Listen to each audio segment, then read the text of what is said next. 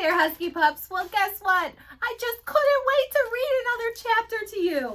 This morning we checked in with chapter 4, and I wanted to make sure that we had plenty of time and lots of adventure to share with you today. So we're going to pick up with chapter 5 in James and the Giant Peach. I can't wait to see what he does with those little seeds inside of that bag. So here we go, friends. Chapter 5. The next moment, James was running back toward the house as fast as he could go. He would do it all in the kitchen, he told himself. If only he could get in there without Aunt Sponge and Aunt Spiker seeing him. He was terribly excited. He flew through the long grass and the stinging nettles, not caring whether he got stung or not on his bare knees. And in the distance he could see Aunt Sponge and Aunt Spiker sitting in their chairs with their backs toward him. He swerved away from them so as to go around the other side of the house. But then suddenly, just as he was passing the old peach tree that stood in the middle of the garden, his foot slipped. Oh, and he fell flat on his face in the grass. The paper bag burst open as it hit the ground, and the thousands of tiny green things were scattered in all directions. James immediately picked himself up onto his hands and knees and started searching the ground for his precious treasures. But what was this?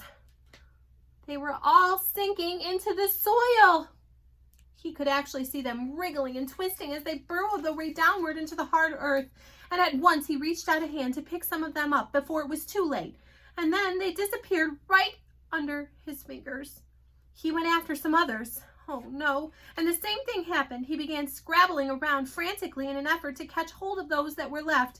But they were too quick for him. Each time the tips of his fingers were just about to touch them, they vanished into the earth. And soon, in the space of only a few seconds, every single one of them had gone.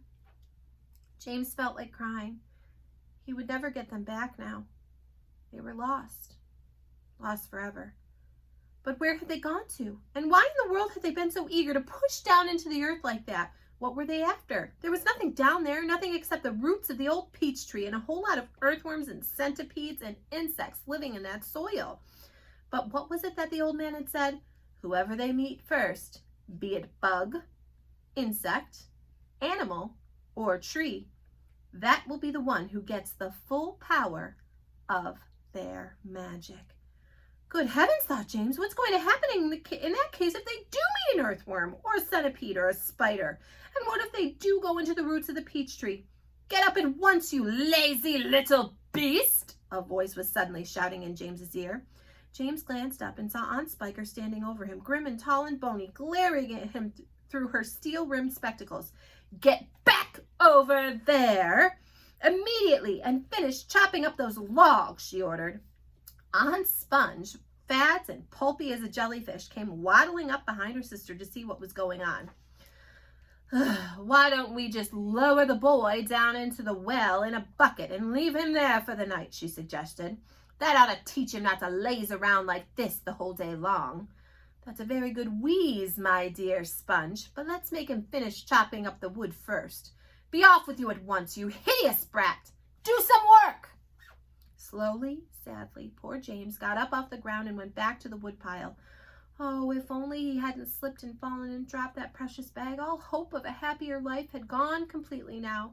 Today and tomorrow and the next day and all the other days as well would be nothing but punishment and pain, unhappiness and despair. He picked up the chopper and was just about to start chopping away again when he heard a shout behind him that made him stop and turn. What do you think he sees? What do you think's going to happen?